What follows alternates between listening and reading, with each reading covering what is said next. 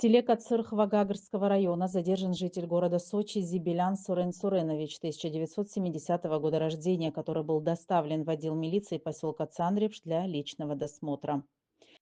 К вам такой вопрос. Имеется ли при вас какие-нибудь запрещенные в гражданском обороте наркотические вещества, боеприпасы, оружие?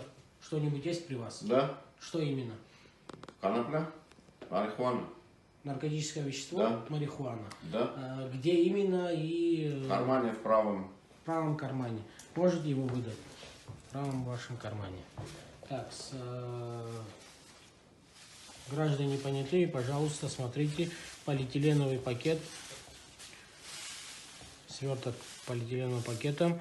Значит, здесь у нас находится вещество растительного происхождения серо-зеленого цвета со специфическим запахом.